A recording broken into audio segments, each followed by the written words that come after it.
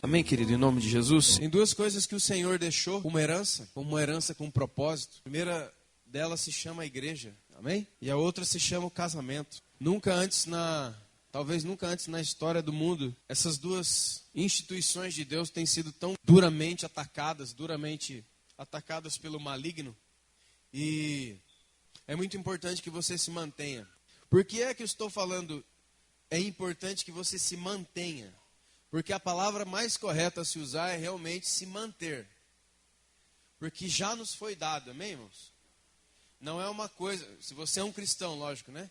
Não é uma coisa que você vai ter que correr atrás, é uma coisa que você vai ter que fabricar, é uma coisa que você vai ter que fazer, não. Já nos foi dado por Jesus, amém? O que cabe a nós, como nós ouvimos na semana passada, o fogo já caiu sobre o altar. Louvado seja o nome do Senhor. Queria pedir a você abrir a sua Bíblia em nome de Jesus. Evangelho de Lucas. Lucas capítulo 24. Amém? Lucas 24. Irmãos, eu não sei quantos estiveram aqui domingo passado, nem na quinta. Muitas coisas fez o Senhor, eu estou feliz com todas elas.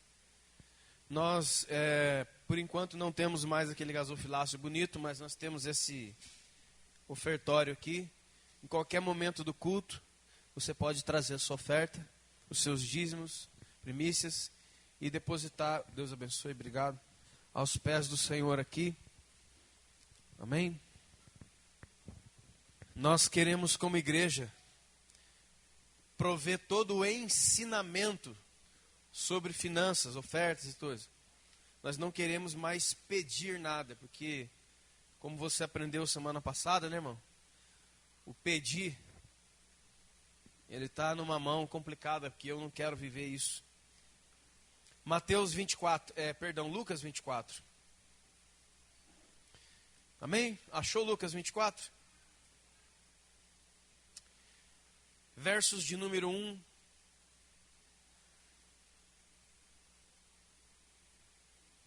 em diante, diz assim: No primeiro dia da semana, em alta madrugada, elas foram ao túmulo, levando os aromas que haviam preparado, e encontraram a pedra removida do sepulcro. Mas ao entrarem, não acharam o corpo do Senhor Jesus. Aconteceu que elas estavam perplexas a esse respeito. E então, apareceram a elas 2 anjos, ou varões resplandecentes. E elas então, possuídas de temor, baixando os olhos para o chão, eles lhe falaram. A pergunta é essa, irmão. Por quê? Por que vocês buscam aquele que vive entre os... Por que buscai aquele que vive entre os mortos? Amém? Desde a sexta-feira, né, nós estamos aí na chamada Semana Santa, não é assim? E aí sexta-feira foi a Sexta-feira Santa. E ontem deve ter sido o Sábado Santo e hoje também é o Domingo Santo. De maneira que eu quero falar para todos os cristãos que todo dia com Jesus é dia santo. Ou todo dia é dia santo ou nenhum dia é. Mas hoje é chamado o domingo, né? O domingo de Páscoa, ou o domingo da ressurreição. Eu não vou me ater aqui a explicações a respeito de um coelho que bota ovo de chocolate, que quer falar da prosperidade, quer falar do... Eu sei lá do que quer falar essa criatura, um monte de coisa. Mas eu quero falar só a respeito, um ponto sobre a Páscoa verdadeira, né? Páscoa verdadeira, como nós sabemos, não tem nada a ver, coisa nenhuma a ver com essas coisas aí. Mas eu não quero ficar tecendo críticas e explicações a respeito disso. Somente uma coisa eu quero dizer. Que o significado da palavra Páscoa é passagem. Passagem de um lugar para o outro. É que se refere em primeiro momento, irmão, da saída dos israelitas da terra do Egito. Amém, irmãos? Na época de Moisés. Você conhece bem a história, amém? Não vou ficar detalhando aquilo lá para você. Esses dias o apóstolo Lucas Marques esteve aqui falando sobre Jesus, nosso Cordeiro Pascal, e foi tremendo, maravilhoso. Enfim, mas a Páscoa é isto que quer dizer, né? Era entrar com toda a sua família dentro da sua casa e sacrificar ali um cordeiro e comê-lo com a sua família durante aquela madrugada, juntamente com o cordeiro também ervas amargas, pão sem fermento. Amém? E o espírito, escute, e o espírito da morte passando por ali não entraria na sua casa, porque haveria marca do sangue sobre o umbral da porta. Amém, irmãos? Preste atenção em cada palavra, não deixe escapar nada. E hoje nós estamos aqui nesse chamado domingo de Páscoa. Eu também não quero falar sobre datas e como é que se realmente faria isso, porque a Páscoa também, a festa da Páscoa, como as outras festas, são sinais, são ensinamentos sobre Jesus, e Jesus já veio, amém? Mas uma pergunta aqui me saltou aos olhos nessa semana. Na verdade, começando desde a terça-feira. Terça-feira, todos sabem que nós temos uma escola aqui, uma escola da palavra. Se chama Formate Encarnando a Palavra. Se você não veio, venha. Isso começou na terça-feira. Quantos estavam aqui sabem disso? E a nossa vida, né, irmãos? A nossa vida na igreja, a nossa vida com Deus, tantos anos, etc e tal, ela sempre é permeada de algumas perguntas, amém?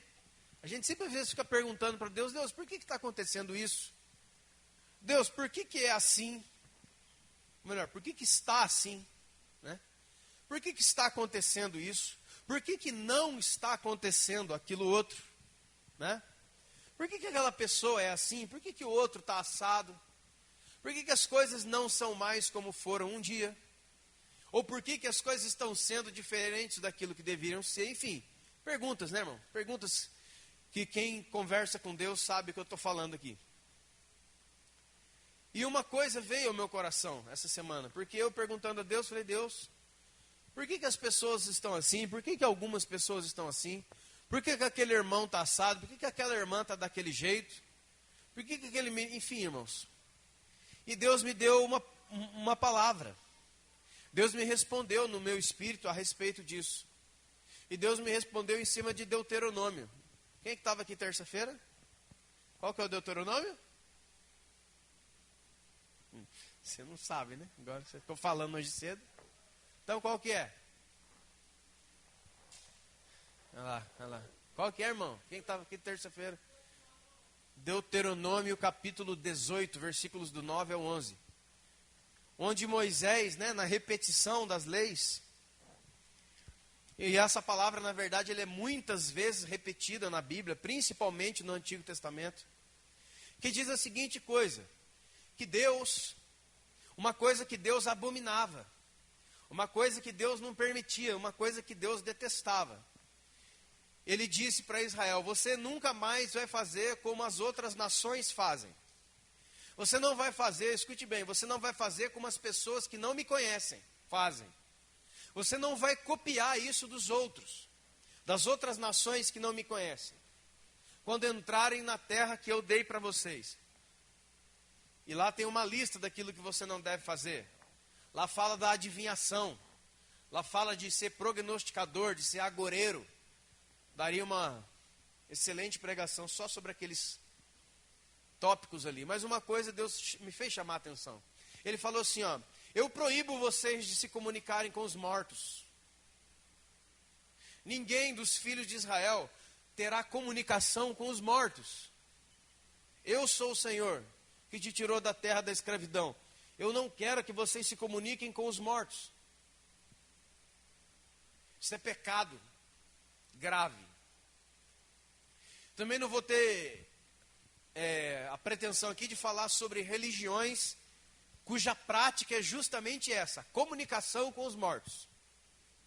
E deixa eu dizer uma coisa, irmão, que eu já disse aqui na terça. Quando Deus proíbe Israel de falar com os mortos, Ele não está declarando que isto era possível. Ele está dizendo que aquilo ali era uma prática. Deus não está falando: não fale com os mortos, porque senão eles vão responder para vocês. Não, não, não. A barreira entre o mundo dos mortos e o mundo dos vivos é uma barreira intransponível. Falamos até aqui um pouquinho, né, irmão? Eu quero falar de novo que a igreja está aí toda, né, vamos dizer. Mas eu quero dizer isso para vocês. Por que eu vou dizer isso? Parece uma coisa boba, né? Mas não é.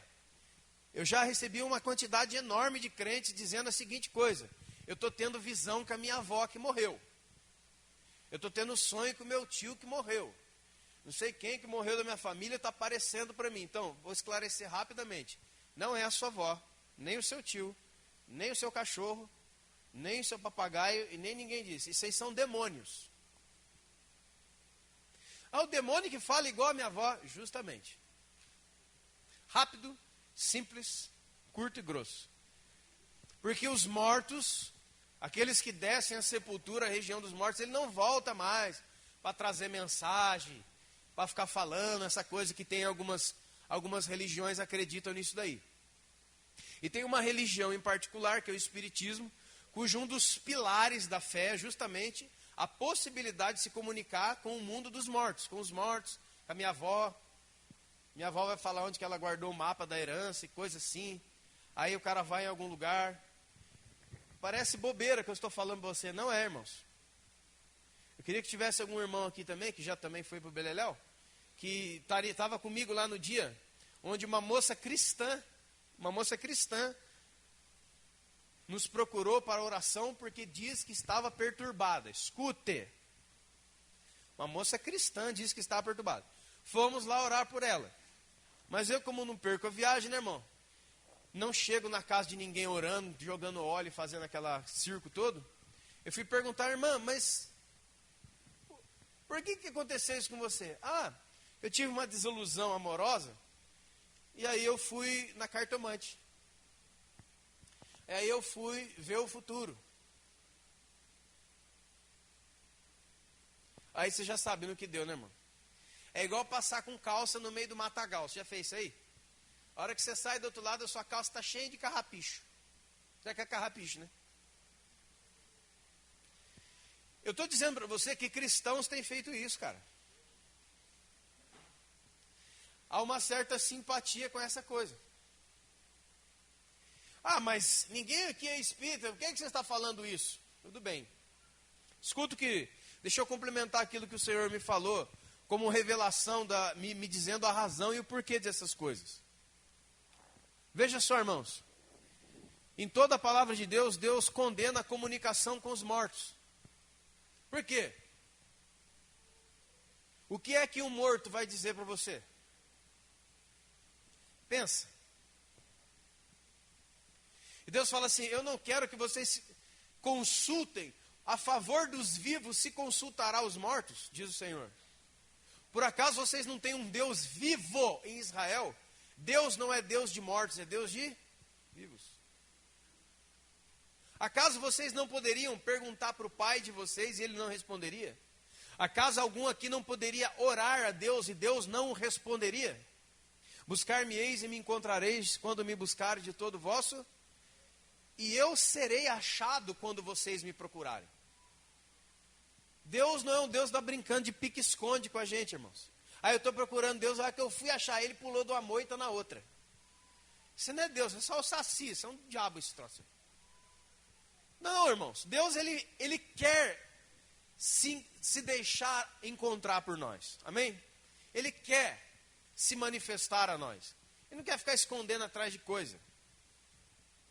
Então Deus diz na Escritura o seguinte, se você me buscar de todo o vosso coração, vocês vão me achar, porque eu vou deixar que vocês me encontrem. De outra sorte, de maneira nenhuma encontraríamos. Vocês vão me buscar e vocês vão me encontrar. E vocês podem me perguntar, vocês podem chorar, vocês podem, ali, diante de mim, vocês derramam as vidas de vocês. E vocês serão curados, vocês serão sarados, vocês serão instruídos, vocês serão direcionados, vocês serão tudo. Deus é perfeito, amém, irmãos? A palavra de Deus é, busque o Senhor. Um dos nomes do Espírito Santo é o quê? Consolador. Um dos nomes proféticos de Jesus lá em Isaías 9 é o quê? Tem até uma antiga aí. Maravilhoso. Conselheiro. O que é um conselheiro? É alguém que você busca para ser aconselhado.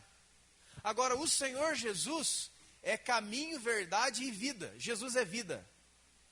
Jesus não é morte. Onde que eu estou querendo chegar com isso, irmãos?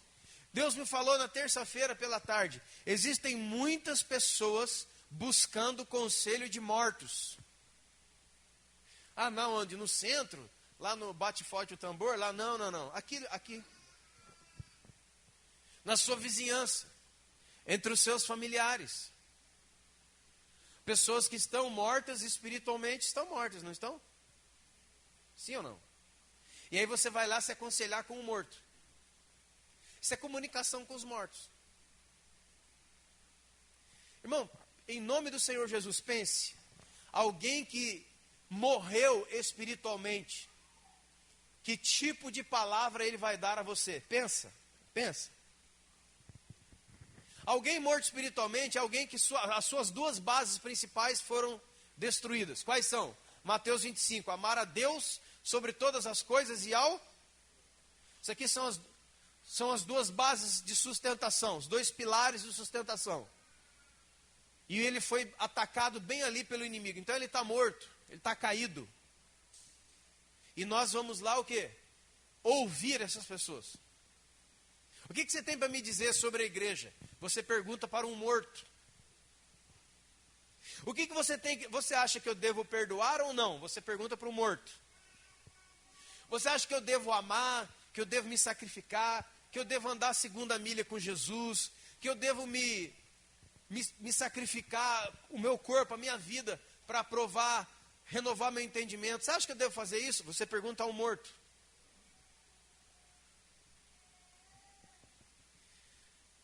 A comunicação com os mortos tem matado muita gente. Tem um outro texto, tem uma história muito interessante para ilustrar isso. A de Sansão. Sansão era nazireu de Deus. Ele tinha uma consagração espiritual e especial, feito pelos seus pais quando ele nasceu. O nazireu, basicamente, ele tinha que fazer 3 coisas. Não podia passar navalha sobre o corpo. Não podia se depilar, cortar cabelo, nem barba, nada disso. Segunda coisa, ele não podia tocar em nada, beber nada que viesse da uva, bebida forte, ele não podia se envolver com essas coisas. E sabe qual que era a terceira coisa que o nazireu não podia fazer? Tocar na morte.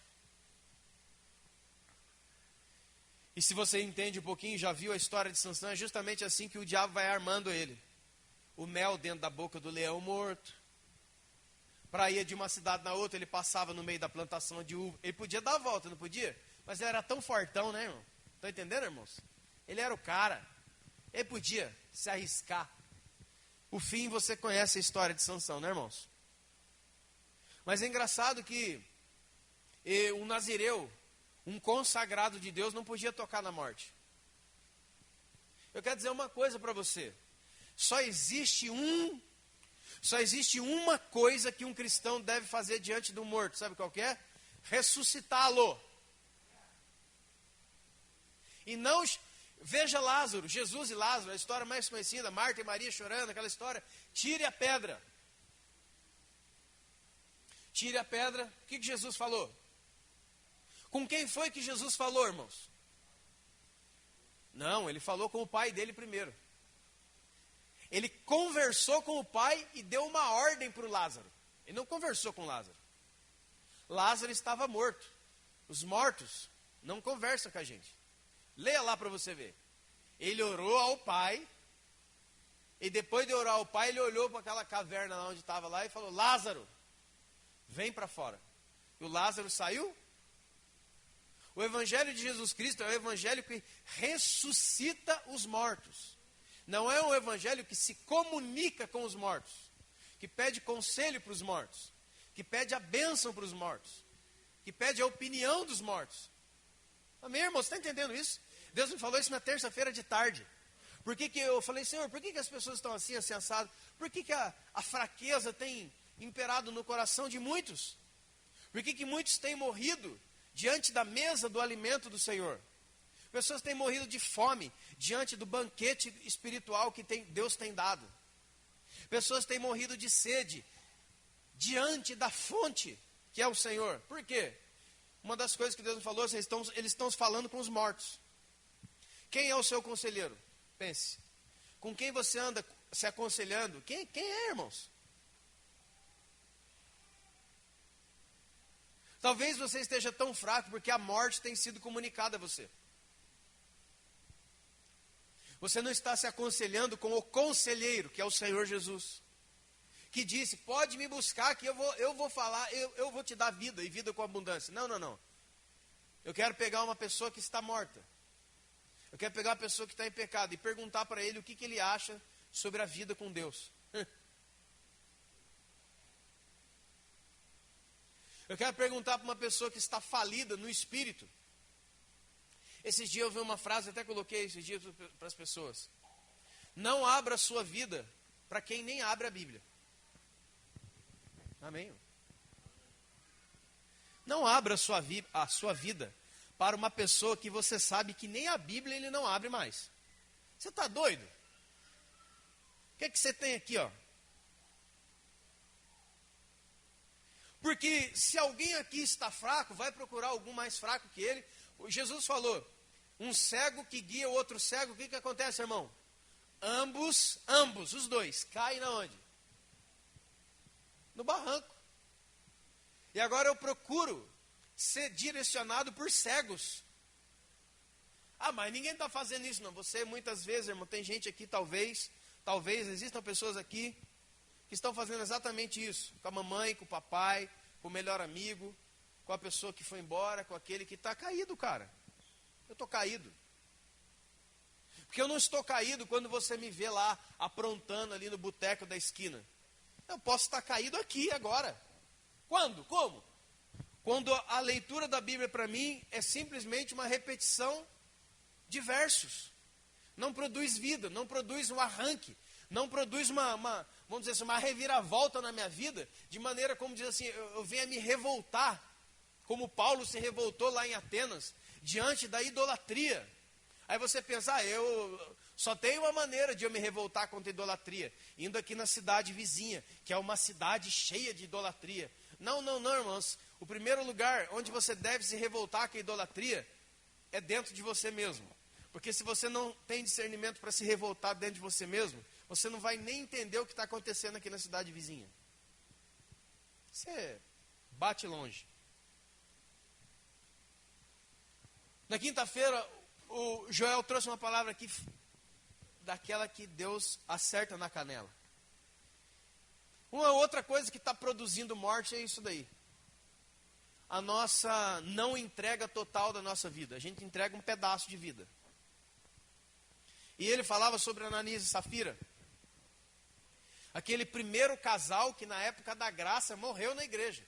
Não é na época da lei, não. Não é na época do sumo sacerdote e dos sacerdotes de Israel, não. Não. É na época da graça de Deus e do Espírito Santo. Estava lá o Ananias e Safira aprontando. E uma coisa ficou gravada no meu coração, dentre tantas, na quinta-feira. Os pés. Porque toda aquela questão que aconteceu com Ananias e Safira foi uma questão envolvendo dinheiro, uma questão financeira. Sim, mas você tem que entender que a questão financeira, o dinheiro na nossa vida é uma das várias partes do que a nossa vida é composta. Amém, irmãos? A questão da Ananias e Safira não é a questão aqui de eu voltar de novo toda a pregação de quinta-feira. Quem não veio, perdeu. Mas a importância daquilo é o seguinte: o que é Ananias e Safira? São gente que se apresenta diante de Deus para dar um pedaço da sua vida. Ó Deus, eu vou dar isso aqui. E a outra parte, ele faz o quê? Ele guarda. É gente que não abre mão de tudo. Ele dá Deus, se eu quiser isso aqui, ó. Eu até me dou para cantar, mas para amar, aí não. Eu até me dou para pregar, mas para perdoar já é outra conversa. Se o senhor me quiser pregando, eu vou lá. Se eu não quiser, então Deus não quer não, irmão. Pode ir embora. Não tem nada a ver com isso. Irmão, nós precisamos entender finalmente, em nome do Senhor Jesus, que no reino de nosso Senhor e Salvador Jesus Cristo, ou você entrega tudo, ou você pode pegar os seus pedaços e sei lá fazer o quê. E ele colocava tudo aos pés dos apóstolos. Primeiro, os crentes colocavam tudo aos pés dos apóstolos. Mas quando a mentira entra, os pés dos jovens sepultam Ananias e Safira. E enquanto o jovem pregava, Deus me falava, sabe por que é os pés dos jovens? Porque a próxima geração não pode estar no meio desse negócio aí, você tem que sepultar agora. O que tinha que sepultar não era o Ananias e a Safira, 2 homens. Era aquela mentalidade, aquela maneira de ser com Deus que estava entrando na igreja. E é Atos capítulo de número 5, irmãos. A igreja estava novinha em folha, o Espírito Santo caiu ontem de tarde. O negócio, a cadeira estava derretendo, tanto fogo que tinha aqui. Mas o diabão já estava lá dentro. Irmão, o diabão estava lá no céu. Não estava? Aonde é que o diabo arruma a confusão dele? Foi no clube? Não, foi lá no céu do Senhor, lá na região espiritual do Senhor. Agora, irmão, não é porque tem alguém que é diabo que Deus deixa de ser? Não é porque tem um Judas que Jesus deixou de ser? O Cristo. Jesus falou, é certo que vem os escândalos. É certo, irmão, é isso aí mesmo. Mas ai daquele por que ele vem. Amém.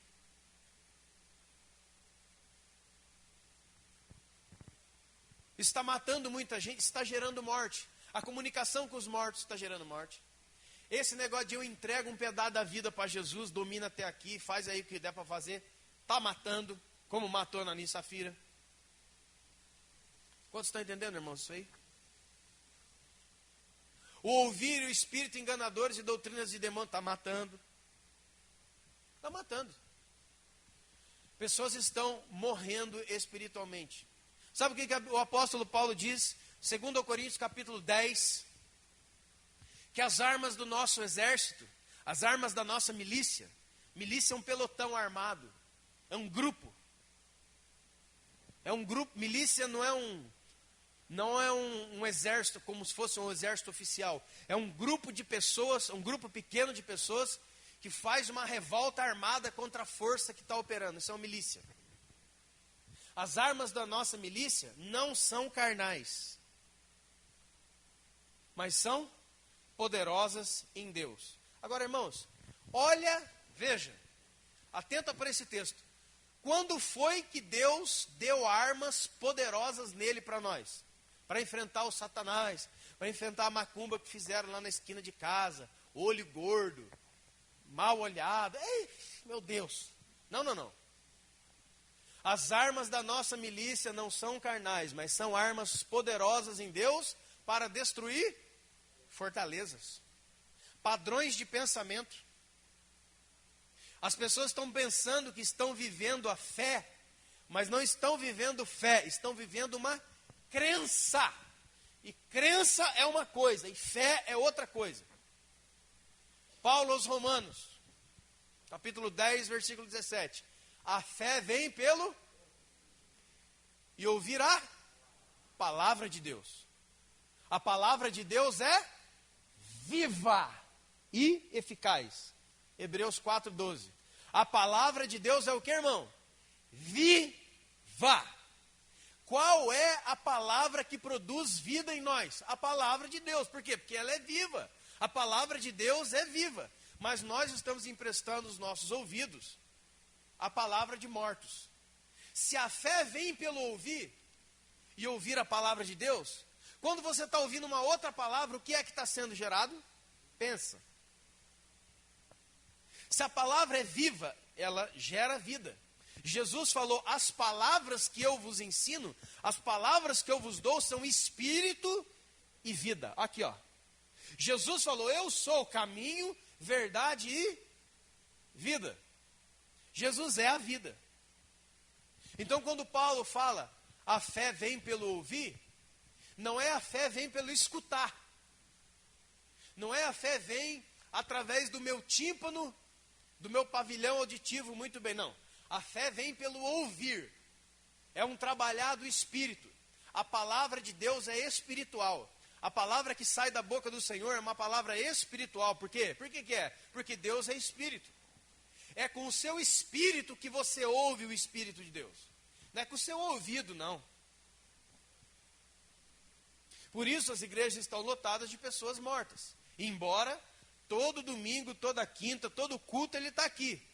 Mas a cada culto ele se sente mais fraco e não mais forte. Quantos estão entendendo o que eu estou dizendo, irmãos?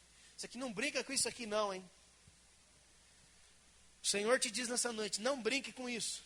Porque já muitos morreram, muitos. Pastores morreram, ou não? Ministros. Gente da alta patente morreu. Gente que pregava para estádios cheios, multidão morreu. Vamos continuar o 2 Coríntios. Para a destruição das fortalezas. Como é que se destrói a fortaleza? A fortaleza é o que? A fortaleza é a crença. E o que é crença? O que é fé? Fé é o conhecimento de Deus. Preste atenção. E o que é a crença? A crença são as experiências da nossa vida. A crença é a fé na experiência. A crença que tem barrado muita gente é o quê? É a fé nas emoções. É a fé nos sentimentos. E não num Deus imutável e firme. Quantos estão entendendo? E aí o que acontece? Como eu não creio na palavra, olha, eu citei aqui Hebreus agora há pouco, Hebreus 11. A fé é um firme, a fé é um firme fundamento. A fé é uma certeza. A fé é um firme fundamento das coisas que se, e convicção de fatos que não se. Agora olhe o versículo 3. Pela fé entendemos. Olha aqui, irmão. No reino do Espírito, é pela fé que você entende. Não é buscando entendimento que você vai ter fé. Está falando de que tipo de entendimento? Entendimento racional e humano. Tentar alcançar o Espírito pelo intelecto humano é perda de tempo, é cansaço e enfado.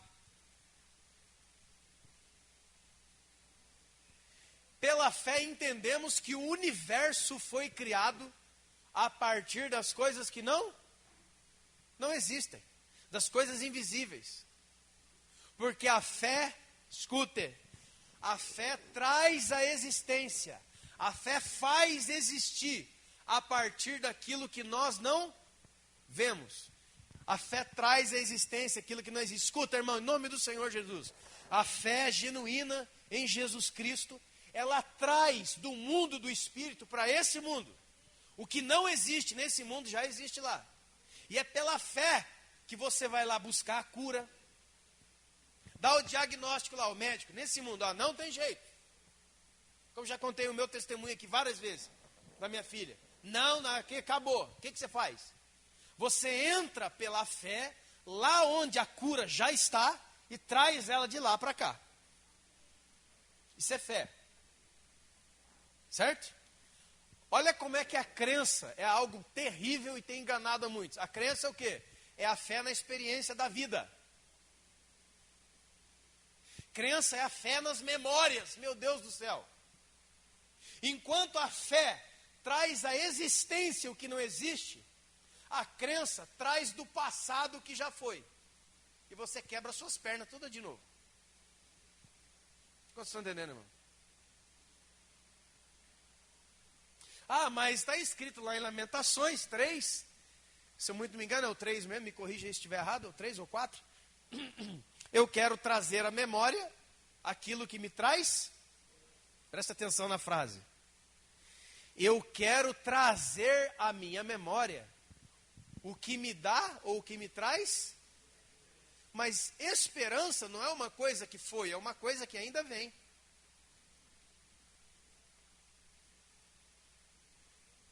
Sabe o que está falando lá? Que eu vou encher a minha memória de fé. Qual é a esperança de um crente? Pense. Olha a palavra. Qual que é a maior esperança de um crente lá na fé? A fé é o firme fundamento das coisas que se... O que é que o verdadeiro cristão mais espera? A volta de nosso Senhor e Salvador Jesus Cristo e a consumação dessa bagunceira desse mundo aqui. A destruição final do diabo, essa capetada, esse reino do mal e a inauguração do reino eterno do Senhor para todos aqueles que o amam. Esse é o que você espera. Veja, irmão, que a nossa memória, ela não apoia. Oh, Deus, coloca isso na cabeça dessas pessoas, Senhor. A memória do cristão, ela não é para trás, ela é para frente. Ela traz do futuro. Ela traz daquilo que ela espera. Ela não vai no passado, porque o seu passado tem o que, irmão?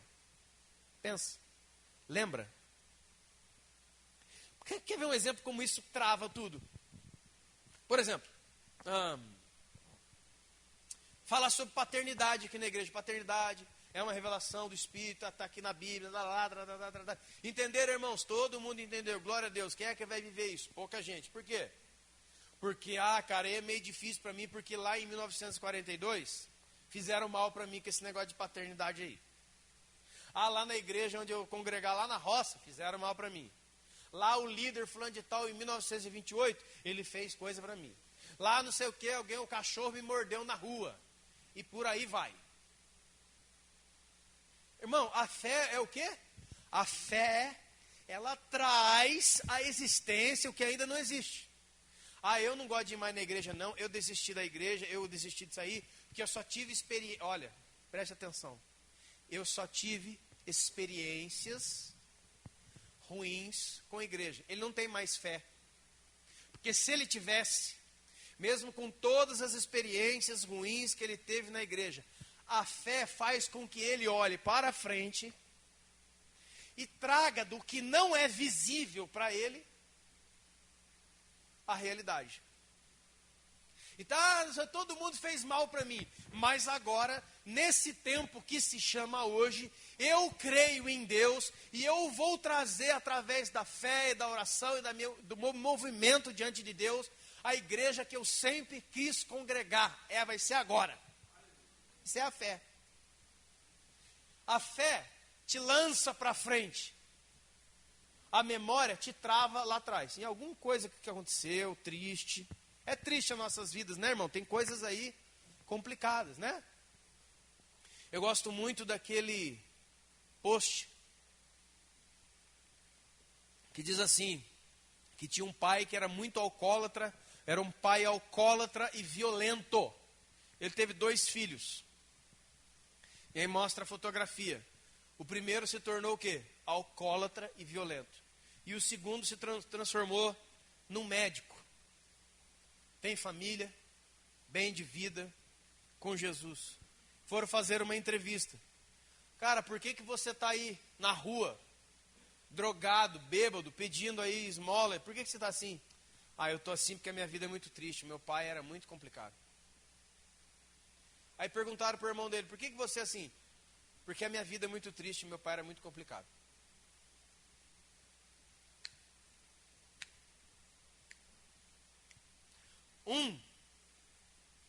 Um deles foi engolido pelas memórias da vida. E o outro, pelas mesmas memórias traumáticas, traçou um destino diferente e decidiu não ser como o pai foi.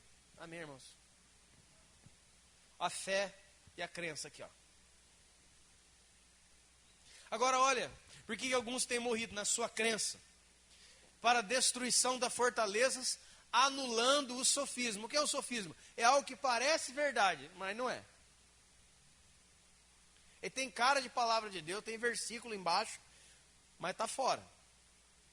Não é aquilo. Eu gostei do que o pastor Paulo Júnior falou um tempo atrás, numa das suas pregações, Paulo Borges Júnior.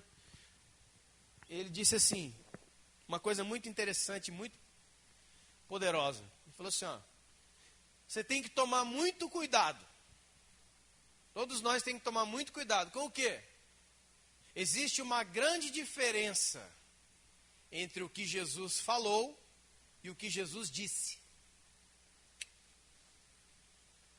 Existe uma grande diferença entre aquilo que Jesus falou e aquilo que Jesus disse.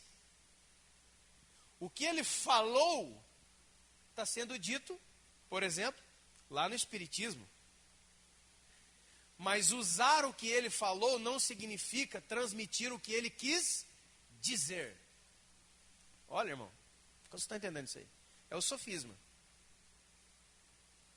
Sofisma é o cara falando os versículos. Mas não foi isso que Jesus quis dizer. Quantos estão entendendo, irmãos? Isso é muito importante para nós, amém? Muito, muito, muito importante para nós. E aí ele fala assim, ó, anulando nós os sofismas e toda a altivez que se levanta contra o conhecimento de Deus. Toda, não para no sofisma não, e nem na fortaleza.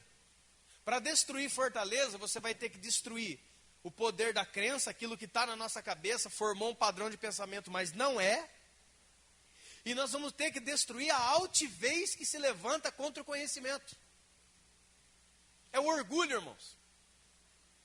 Que muitas vezes a gente vai chegar para o irmão, quem quer que seja, irmão, por que você está mal? Por que você está assim? Por que você está caindo? Por que você está nariz baixo, como diz por aí, né?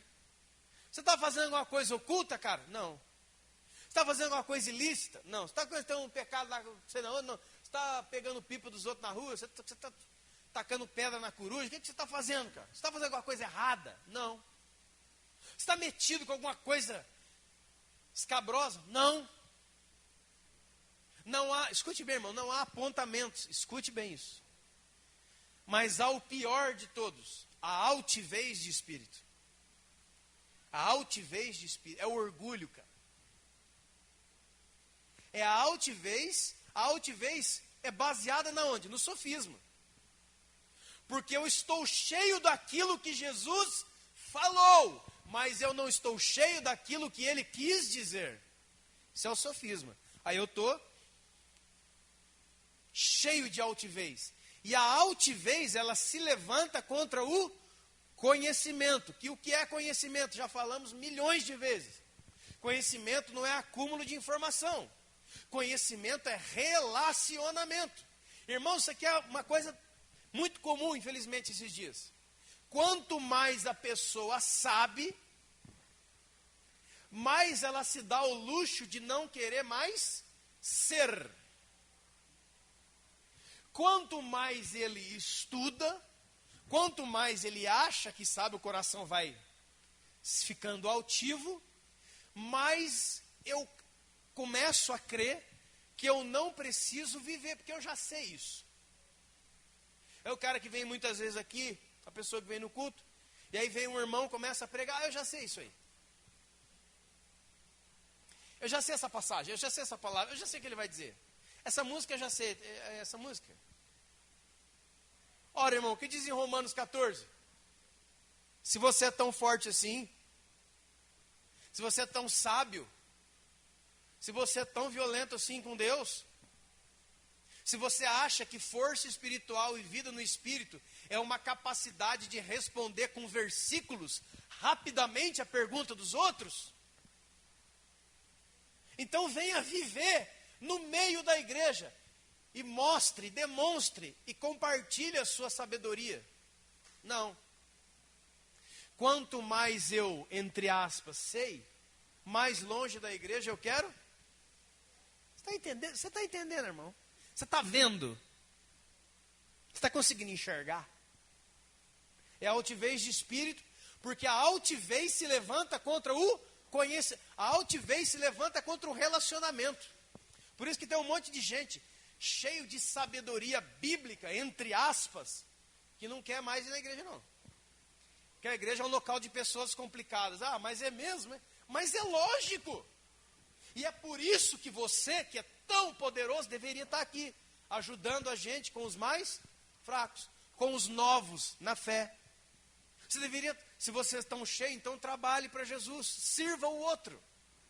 Sirva o seu irmão, sirva a igreja, sirva os pobres, sirva os órfãos, sirva as viúvas, sirva a Deus, sirva. Não, eu tenho que sair fora. Você viu aqueles irmãos assim, ok, Glória a Deus, né? Vamos ao culto, cara, mas não é por nada não. Quem que vai pregar hoje?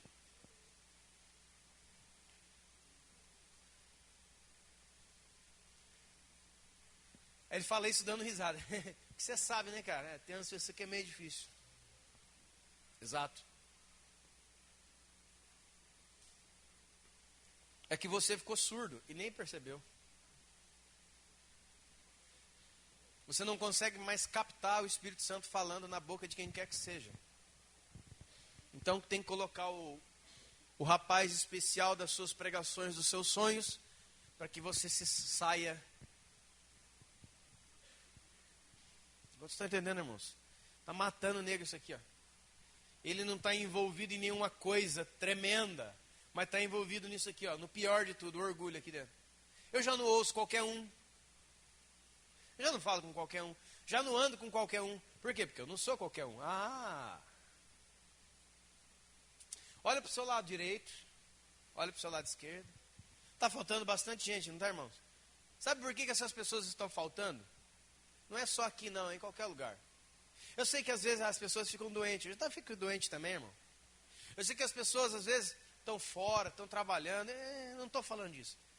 Eu estou falando daquelas pessoas que podiam estar aqui agora. Mas ela não fez questão de estar. Quantos estão entendendo? E por mais que ela se encha de desculpas, lá no fundo ela sabe que se ela quisesse, ela podia estar. Mas ela não quis, na verdade, ela não quis. Não é, irmãos? Isso aqui já passou com todo mundo, isso já passou comigo. E é nessa hora que você tem que fazer o quê? Arrancar a espada do Espírito, as armas poderosas de Deus, e combater dentro da sua mente. Você não faz isso. Você senta e liga o Faustão. E aí você começa a ser alimentado pela morte. Porque aquele cara é um morto. O espírito da morte ensina você. Aí você encontra com outro cara na rua, que é outro cego, tá com as perninhas bamba. Ô cara, eu tô meio assim essa semana, tô com vontade de desistir, de ir embora, de ir pra lua, de pegar me inscrever na Missão Marte, ir pra lá, não sei, o que você acha disso? Ah, cara, eu vou falar pra você, cara, sinceramente, também tô assim. Olha que lindo, irmão. É lindo isso, faça isso. Eu quero dizer para você, irmão, Jesus vai continuar se você não continuar. Viu? Jesus vai continuar se você não continuar. A gente vai sentir uma tristeza por você, mas eu vou continuar. Até o fim. Eu não posso permitir que o espírito da morte me ensine. Se hoje é Páscoa, se é domingo da ressurreição, o espírito da morte não vai entrar na minha casa. Ele vai ficar para fora. Ele vai ver o sangue, vai ficar para fora. E eu vou, como diz o Lucas Marques naquele dia, e eu vou me alimentar do cordeiro, eu vou comer Jesus. Que ele é o pão, não é? Ele é o pão, ele é o cordeiro, a Páscoa não é comer um cordeiro? Aquele pão da Páscoa, você acha que era quem? Era Jesus também. As ervas amargas, você acha que era quem? Era Jesus. É tudo Jesus ali, cara. Jesus está falando, coma de mim, porque a minha carne é verdadeira comida e o meu sangue é verdadeira bebida. Quem se alimentar de mim tem vida. Quem se alimentar de comentários. Você lembra do Salmo número 1, não lembra, irmão? O famoso Salmo número 1, lindo Salmo número 1. Né? Salmo número 1, irmãos. Deus já sabe, não podia começar o primeiro salmo da melhor maneira.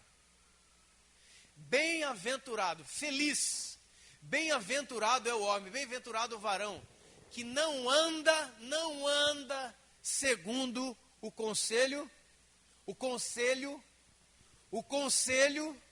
do ímpio, nem se detém no caminho dos pecadores, e nem se assenta à roda dos pecadores, escarnecedores e ímpios. Você acha que o salmista está falando de gente lá do mundão? De gente que... Não, cara, está falando de gente. Antes, o seu prazer está onde, irmão? O seu prazer está onde? Em alimentar a sua fé. Porque sem fé é impossível agradar a Deus. E é por isso que muitas pessoas estão se afastando. Não é porque está abraçado com os pecadão da vida, não. É porque já não tem fé. E quem não tem fé, é impossível agradar a Deus. Você vai se afastar do Espírito.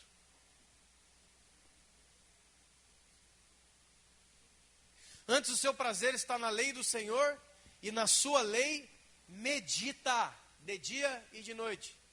Ele vai ser o que, irmão? Ele vai ser como uma árvore plantada junto ao ribeiro das águas, que dá fruto, segundo a sua estação, segundo o seu tempo, cujas folhas não murcham, não murcham. Eu vou falar uma coisa, a vida pode até arrancar suas folhas, mas quando ela olhar a folha que ela arrancou de você, a folha vai estar verdinha. Eu não estou falando que a chuva não vai pegar a árvore, eu não estou falando que o raio não vai cair na árvore, que o diabo não vai acontecer com a árvore. Eu estou dizendo que a árvore vai estar verde, ela vai estar viva. Por quê? Porque ela está plantada num lugar. Agora, Deus nunca planta árvore, Ele planta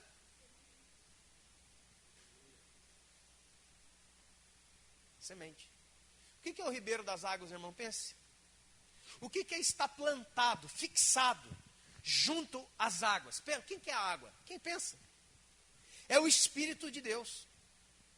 Se você está plantado lá, pode dar chuva, tempestade, chuva de granizo, o que for, vai arrancar todas as suas folhas, vai ficar pelado. No outro dia, já tem um brotinho. Esse dia até coloquei uma foto, achei tremenda. Os caras cortaram um pé de manga, assim, no cepo mesmo, assim, bem perto do coisa. Saiu um galinho do lado e uma manga, assim, desse tamanho. Eu achei que era fã. Falei, irmão, é Deus falando logo cedo com a gente. Achei tremendo aquilo, cara. Você vê que, como diz lá em Oséias, ao cheiro das águas ele vai brotar. Só no cheirinho do Espírito Santo ele já vai dar broto. Qual é a resposta de tudo, irmão? Aonde é que você está plantado?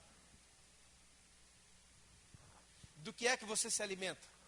Do passado, do que os outros falou, do Lava Jato, guerra do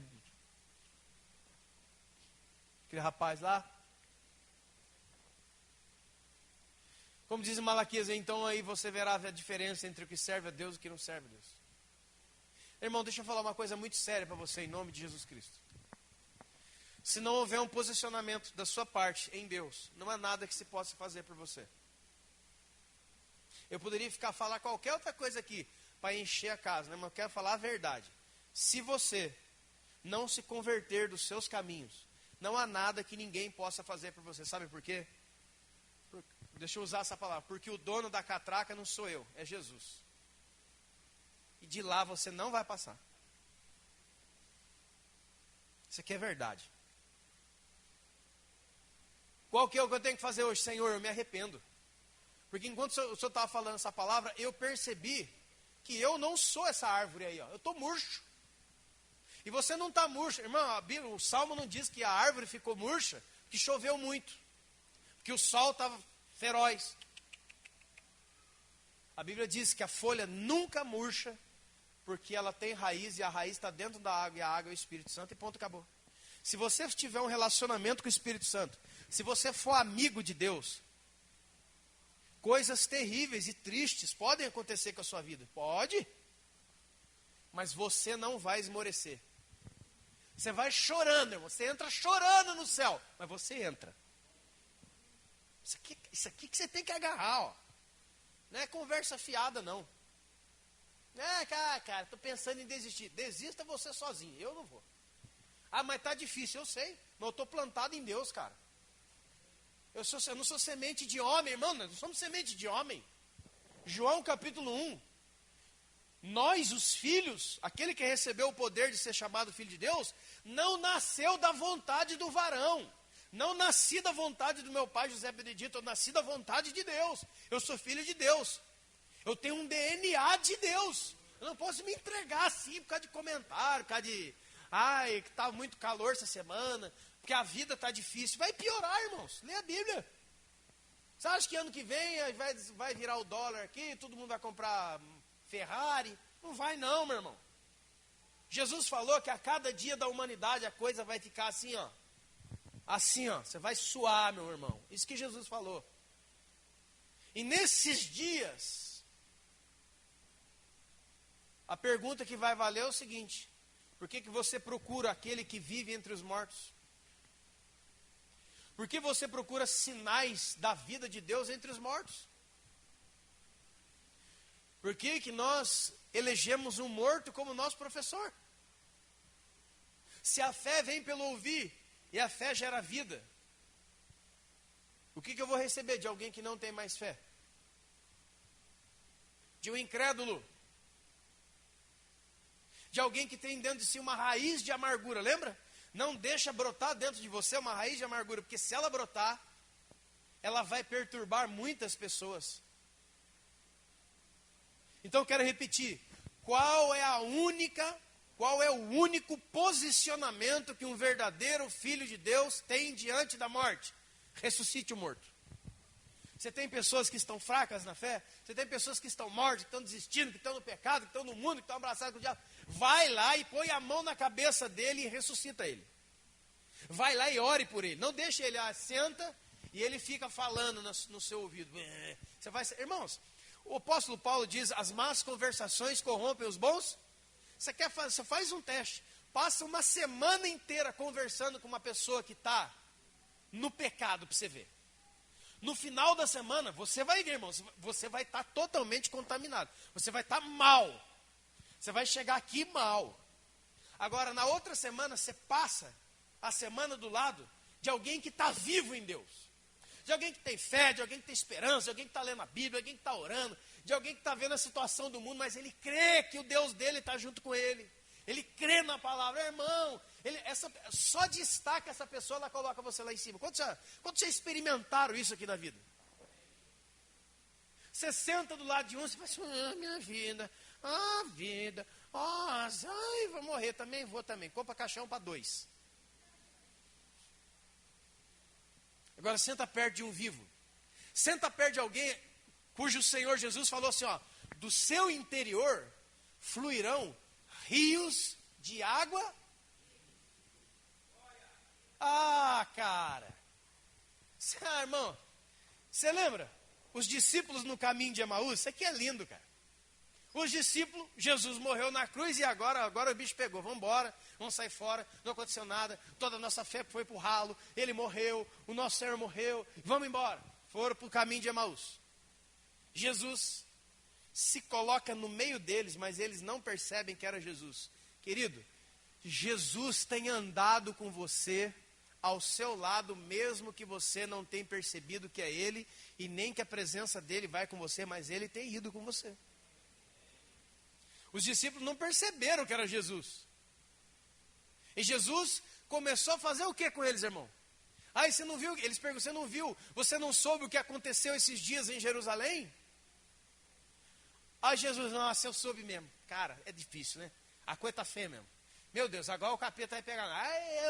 O que Jesus faz? A Bíblia diz que desde de Moisés, passando pelos profetas, Jesus pregava e mostrava para eles na Escritura a respeito dele mesmo.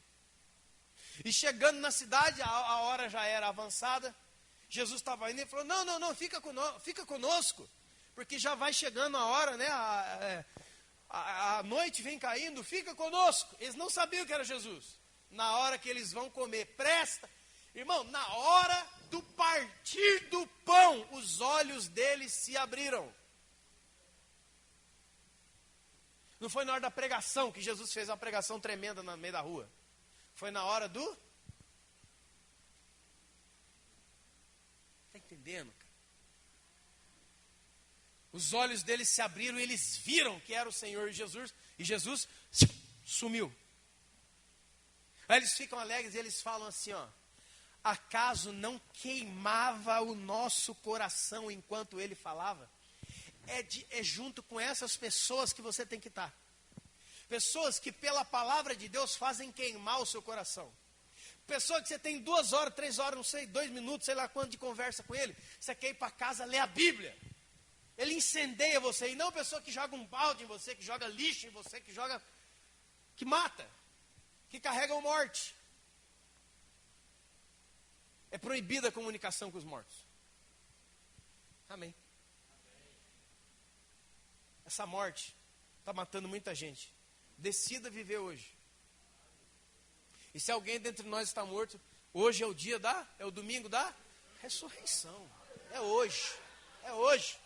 Em nome de Jesus. Precisa ser.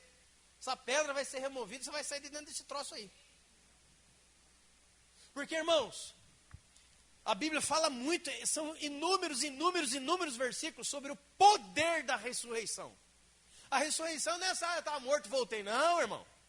A ressurreição é o poder do Espírito Santo manifesto, em plenitude. Uma vez, esses dias um cara estava falando para mim, não sei o que eu faço, eu já fiz isso, eu já fiz aquilo, eu já tentei fazer isso, e a minha vida não muda. Eu falei, você não tem, esse é o problema. Você está tentando fazer muita coisa. Por que a gente tenta fazer um monte de coisa, irmão? Porque a gente não quer morrer. Deixa eu te dizer uma verdade em nome de Jesus Cristo. Sabe qual que é o cerne, a essência do evangelho verdadeiro? O Filho de Deus tomou forma humana, morreu pelos nossos pecados e ressuscitou. Porque Paulo diz aos Coríntios capítulo 15, se Jesus Cristo não ressuscitou, a sua fé não vale nada, é vã. A nossa fé é baseada, ela é fundamentada na ressurreição, irmão. Se Jesus Cristo não ressuscitou, a sua fé não vale nada. Nada. Jesus Cristo é igual ao Buda, ao Maomé, ao qualquer uma dessas coisas que está andando por aí. Mas Jesus não é, né, irmãos? Como diz um grande homem de Deus, se você vai a Jerusalém, e se você vai à tumba, você vai ver escrito lá assim, ele não está aqui. Amém? Ele não está lá. Onde que ele está? Ele está aqui. Ele não quer ficar lá numa caverna, lá em Jerusalém, lá dentro, ele quer estar aqui. Agora escute. Por exemplo, uma questão sobre posicionamento. Olha o que diz Efésios 2,6. Jesus Cristo nos ressuscitou juntamente com Ele e nos fez assentar nos lugares celestiais, acima de todo principado, potestade. Para você sentar nesse lugar, você tem que passar pela ressurreição. O poder da ressurreição tem que estar em você. O poder que ressuscitou Jesus Cristo de dentre os mortos está em nós, é o poder do Espírito Santo. O Espírito do Senhor que ressuscitou Jesus de dentre os mortos. Agora, irmão, veja, meu Deus, como que eu posso dizer, esse Espírito está dentro de mim e eu estou morrendo? A vida do Espírito Santo dentro de você jamais vai deixar com que você morra, porque ele é vida. Como que a vida vai morrer? Alguém diz, eles mataram Jesus. Não, ninguém matou Jesus. Ele é o autor da vida, ninguém matou Jesus. Ele falou claramente isso. Eu dou a minha vida e depois eu tomo de volta. Ninguém a pode tirar de mim, eu sou o autor da vida. Eu sou a vida em pessoa, ninguém pode me matar, não. Eu vou doar, eu vou dar, para depois tomar de volta. A morte não pode segurar, não pode segurá-lo. Quando é que a morte não pode segurar Jesus? Porque o Espírito da vida estava nele. Como é que a morte tem segurado você? Se o Espírito que ressuscitou Jesus Cristo de dentre os mortos habita em você, como é que a morte tem poder sobre você? Em Hebreus diz assim que o Senhor nos livra do pavor da morte. Que os homens têm pavor da morte. Pelo Espírito você está livre disso. Nós só temos uma coisa diante da morte, irmão: ressuscitar o morto. E não deitar com aqueles que já foram. Agora veja o que diz 2 Coríntios capítulo 4. Nós que somos de Deus, versículo 10. Nós que somos de Deus levamos sempre no corpo o morrer de Jesus, para que também a vida de Jesus se manifeste em nós. Olha. Levamos em nosso corpo, presta atenção. Nós que somos de Deus, levamos em nossas vidas o morrer de Jesus. Qual é o morrer de Jesus, irmão? não é esse. Eu estou falando aqui para você hoje de 2 mortes e uma ressurreição. Existe uma morte que tem que acontecer, é a morte do seu eu. É a morte da sua carne. É a morte daquilo que você é. Tem que morrer. Olha a pessoa que está do seu lado, sabe qual que é a questão? Você tem que morrer.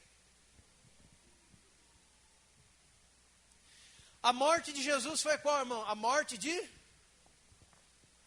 de cruz, escuta, é dolorosa e lenta.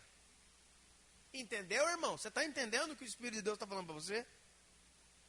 Você está entendendo aqui? Você quer ser meu discípulo? Quer ser meu discípulo?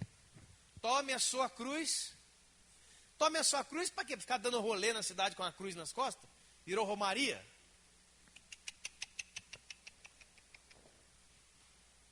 É para ir para onde eu vou. E sabe para onde que eu vou? Eu vou para o Gólgota.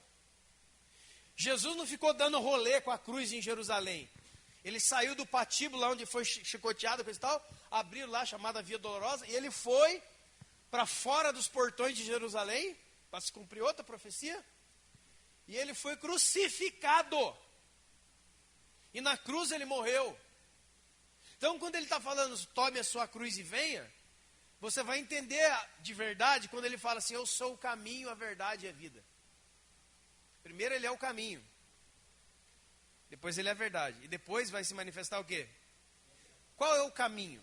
Ah, é o caminho que Deus vai na minha vida comigo. Não, irmão. O caminho é o caminho da morte. Quando ele fala, eu sou o caminho que você tem que andar, ele está falando do quê? É o caminho da morte. Porque passando pelo caminho da morte, você vai conhecer, vai se manifestar você a verdade. E depois a vida. E vida eterna. E aí, irmão, morte de cruz é lenta e dolorosa. E é isso que está arrebentando com a gente não quer morrer, não. Porque o poder da ressurreição só vai se manifestar depois que você morrer. Enquanto você não se entrega para a morte, irmão, até em Colossenses diz, acaso vocês não sabem que nós somos batizados na sua morte?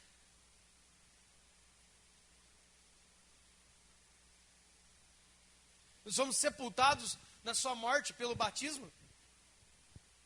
Enquanto para muita gente hoje, batismo é tomar um banho numa piscina ou numa água, batismo na Bíblia é coisa muito séria. Muito. Muito. Muito. De verdade. Ele fala que a cruz é uma morte dolorosa e lenta. Muita dor, falta de ar, os tendões esticando. Tem uma pregação, tem um estudo, né, de um médico explicando todos os tipos de dores que Jesus deve ter sentido ali naquela cruz.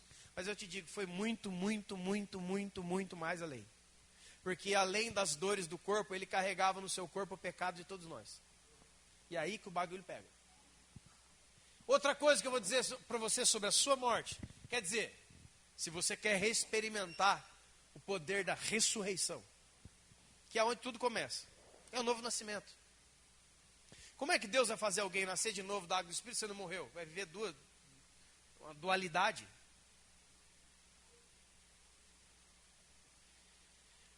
Você lembra de Jesus na cruz, não lembra?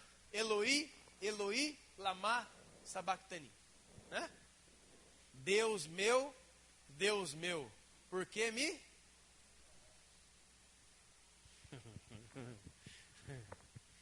Enquanto você estiver no seu processo de morte, não adianta chamar Jesus para te ajudar. Ele quer te matar. Ai, Deus meu, por que me desamparaste? Eu não te desamparei não, estou te fazendo um favor. Morra. Pá! A morte do seu eu. A morte do Cristiano, a morte do Tiago, a morte do Marcelo, a morte da Lília, a morte do Maica, a morte da Dani. Nós precisamos morrer para que ele venha plenamente, irmãos. Aquilo que o apóstolo Paulo diz, já não sou eu quem vivo. Por que ele falou que já não sou eu quem vivo? Porque eu já morri. Mas é Cristo que vive em mim. Eu tenho a vida de Deus dentro de mim. Eu experimentei o poder da ressurreição junto com Ele. E agora, porque estou ressurreto em Cristo, eu estou assentado em regiões espirituais de autoridade. O diabo agora, o capeta fica esperto. Porque na região espiritual eles reconhecem quem é ressurreto e quem não. Quem experimentou o poder da ressurreição e quem não. Não adianta. O João falou uma coisa aqui tremenda também na quinta-feira. Sobre Matias. Um daqueles que foi escolhido quando Judas traiu. Foi escolhido para completar os 12 apóstolos ali. Quem estava aqui quinta-feira? O Joel falou assim, vai procurar o nome do outro na Bíblia. Alguém procurou? Para o nome do outro. Era Matias e... Ninguém sabe. Crentes há tantos milhões de anos, vocês não sabem. Vocês viajam mesmo, né? Vou colocar o nome dele de... Ninguém sabe mesmo, posso colocar qualquer nome, né? Deixa o nome aqui bem...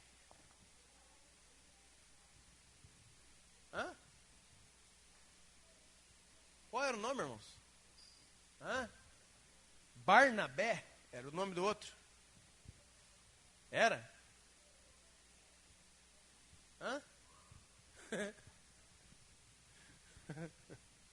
Vai, pastor. Atos capítulo 1, vamos lá. Agora virou ponto de honra, João. Nós vamos ter que mostrar isso aí.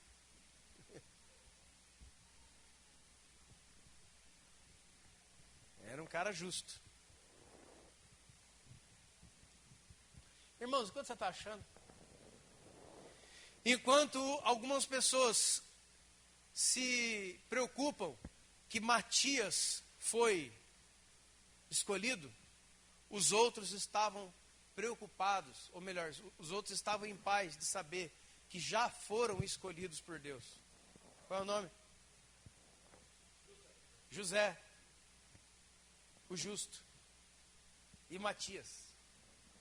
E jogando as sortes caiu sobre Matias. Se você não morrer, a vida de Deus não pode se manifestar em você. E quando a gente está nesse processo de morte, que Deus está matando a gente esperneia, porque está doendo. Morte de cruz dói. Matar o seu eu, dói. Matar suas ideias, dói. Você lembra do que Paulo diz em Gálatas 6,17? Paulo em Gálatas 6,17, ele manda um recado para a igreja, irmão. Não fica de bravo comigo, não. Eu sei que já estão bravo mesmo, mas você anda bravo comigo porque você não morreu ainda. Morra.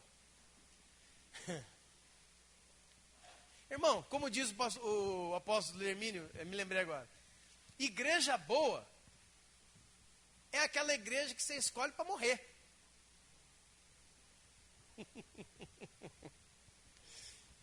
Evangélicos piram, né? Igreja boa, qual que é a igreja boa para congregar? Uma igreja que cuide da minha morte, eu quero é morrer. Procure um lugar para você morrer. E qual que é o lugar que você morre? A igreja. Você morre, mas quando o Espírito Santo te ressuscita, você vive em poder, você vive em novidade de vida, você vive com os rios fluindo dentro de você. E preste atenção, essas linguagens são no Espírito. Eu não estou falando que você vai ganhar na Mega Sena, andar de Camaro amarela, tudo bem.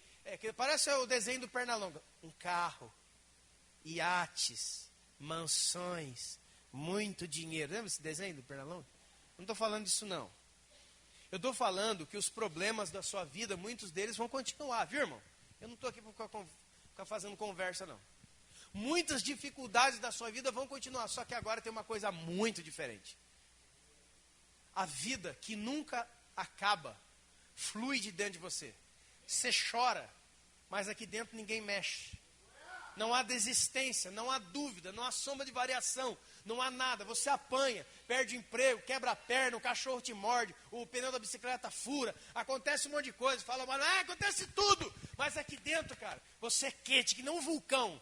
Porque aquele que é o espírito da vida, a verdadeira vida, mora dentro de você. Você não experimenta mais a morte espiritual. O pau vai quebrar ao meu redor, mas dentro de mim, eu sou como um jardim selado pelo teu espírito. Selado, sabe o que é selado? Não entra ninguém. É só eu e ele. Eu e ele só.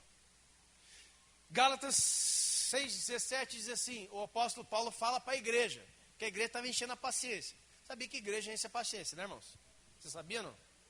Não é meu que eu estou falando, não, cara. É Gálatas 6,17. Aí está escrito assim, ó.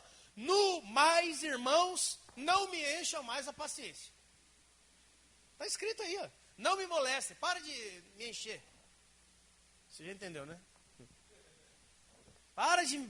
Por que, irmãos? Toda hora. A gente pode batizar ou a gente circuncida. A gente tem isso aqui ou a gente não tem. A gente é de Moisés ou a gente é de Jesus. A gente está na lei, a gente está na graça. Mas isso aqui pode comer ou não pode comer? Eu posso beber isso aqui ou não posso? Tatuagem de Deus é do diabo. Mano, ninguém aguenta mais isso. Diz que o voador tem ou não tem? O dinossauro tem na Bíblia ou não tem? Eu não me moleste. Não me encha a paciência. Foi o Paulo que falou. Porque eu trago no meu corpo o quê? Quais são as marcas de Jesus? São as marcas da sua morte. Quais são as marcas da sua morte? Você lembra? Irmão, essa semana passou um monte de filminho de Jesus aí, lá. Você lembra? Quais são as marcas que estavam no corpo de Jesus por causa da sua morte? A primeirinha, né? Uma coroa de espinhos foi posta na sua, e eles batiam com um caniço, um pedaço de pau, para encravar aquele espinho de acácia na pele assim da cabeça. Era muito sangue, aquilo encravava, não colocava que nem aquela coroa do Henrique Cristo de plástico.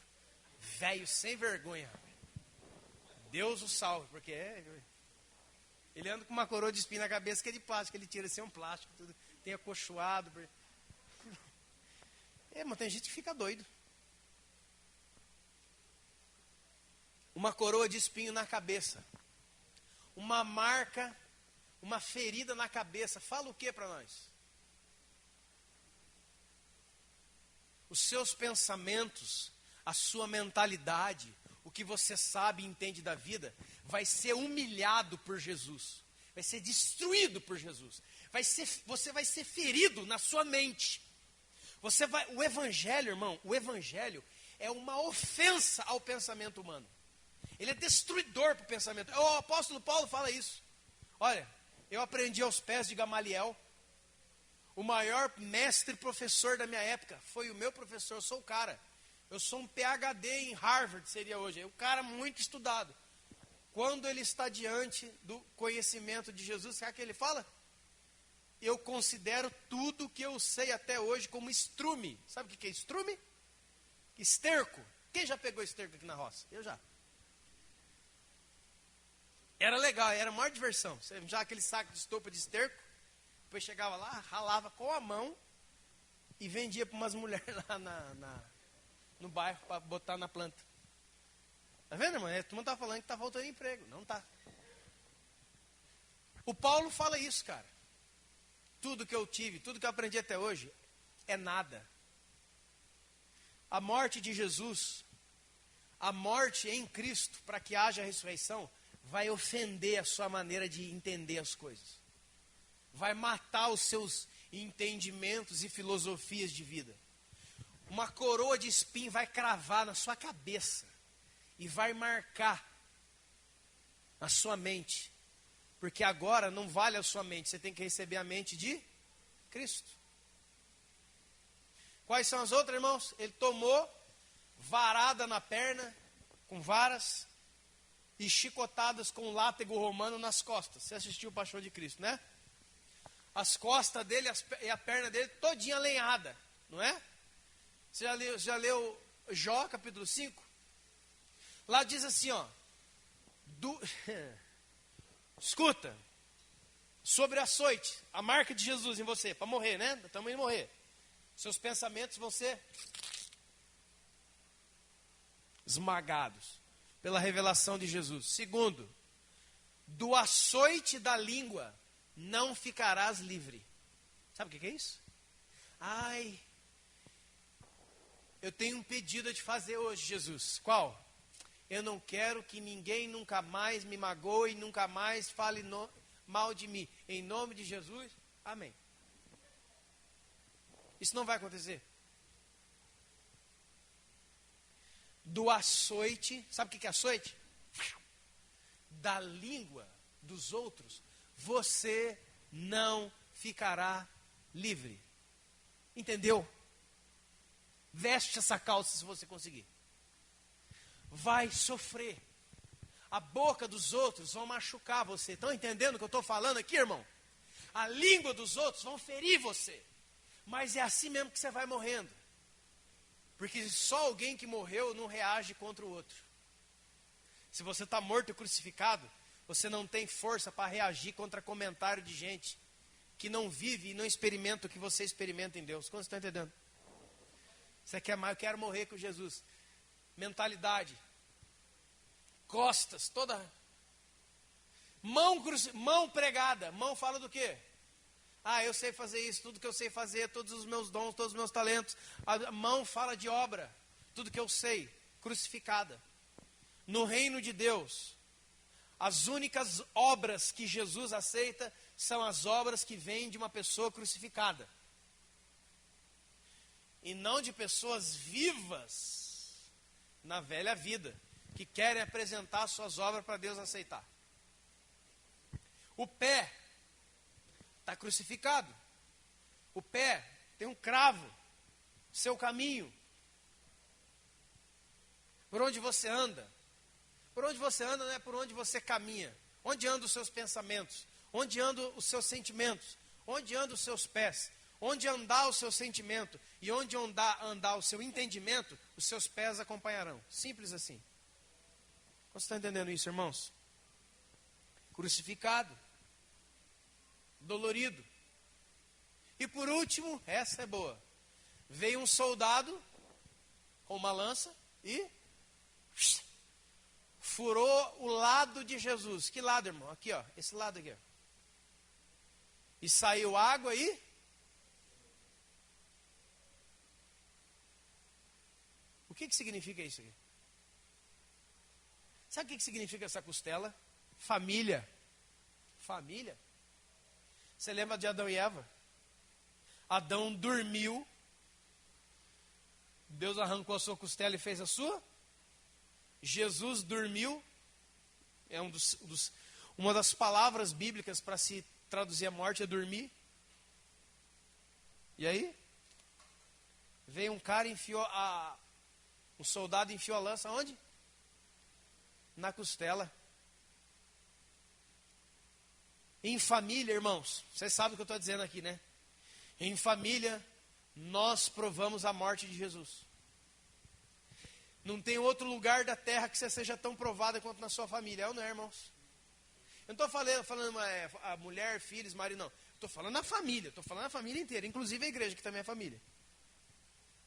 É em meio da família que você é humilhado, provado, testado, ao extremo, ou não? Pois essa é uma marca daqueles que vão morrer com Jesus. Mas ao terceiro dia, as mulheres foram lá, procurando o corpo de um morto.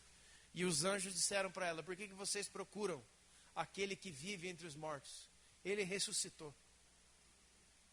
Essa é a nossa história, irmão. Essa é a nossa Páscoa. Que a mensagem de Jesus é: não morra espiritualmente, mas morra na sua carne, na sua vida. Para você experimentar o Espírito de Deus, que é o Espírito da ressurreição, que nunca mais você provará a morte. Porque o Espírito de Deus é Espírito de vida. Paulo falou: traga no meu corpo as marcas da morte. E o corpo não é só de Paulo, o corpo também fala da igreja. A igreja é o corpo de Cristo. Igreja autêntica, a igreja verdadeira, não é a igreja onde é Disneylândia. A igreja verdadeira, ela tem que trazer no corpo. O corpo é a igreja. O corpo é a igreja. A igreja é o que, irmão? É o corpo marcado de Jesus. A igreja é o que? Onde o lugar que você vem e a pregação machuca o seu entendimento. A pregação fere as suas ideias. A pregação fere as suas mãos. A pregação fere o seu caminhar. A pregação fere, bate e bate. Porque o objetivo dela é que você morra. Foi perguntado hoje de manhã para mim, como é que a gente faz com aquelas pessoas que a gente prega, fala e não acontece nada. Segundo aos Coríntios capítulo 4, versículo 4, o Deus desse mundo, o diabo, cegou o entendimento dos incrédulos. Quem que é incrédulo? É alguém que está lá no mundo, não. Incrédulo é aquele que tem fé no que vê. Isso é incrédulo. Para que não, o que, irmãos? Para que não lhe chegue as bênçãos. Não. Para que ele não saia aqui, não. O Deus desse mundo cega o entendimento das pessoas para que não seja resplandecido a eles a luz do evangelho da glória de Deus. Glória de Deus. O evangelho, o verdadeiro evangelho, não é evangelho, não, é evangelho da glória de Deus. E a glória de Deus foi manifestada na onde, irmãos? Na cruz, numa morte, e foi manifestada na onde? Num domingo de manhã, pela ressurreição. Esse é o evangelho da glória. Só que tem uma coisa, Jesus morre na cruz do Calvário, entrega a sua vida. O que acontece? O que a Bíblia diz? O que Pedro diz? Que nesses 3 dias, né? Nesses dias de sexta, enfim, não vou entrar nessa questão de sexta, quinta, enfim, até domingo, o que a Bíblia diz que Jesus estava fazendo, irmão? Está lá. Morri, está aqui, ó, aqui deitado. A palavra, irmão, você que é tão violento, cara. Eu não sei como é que o seu coração talvez não esteja queimando, mas o meu tá. Obrigado, Senhor. Cara, olha o que acontece depois que Jesus morre. Ele desce às regiões inferiores da terra e prega aos espíritos. Ele vai lá, irmãos, na região dos mortos e prega aos espíritos em prisão e leva cativo o cativeiro com ele. Somente alguém que morreu para o seu eu tem o poder de entrar em regiões inferiores onde muitas pessoas estão e destravar eles da onde eles estão e libertar eles de onde eles estão. E o cativeiro que prendia as pessoas, você vai levar cativo agora. Se coloque de pé, vem para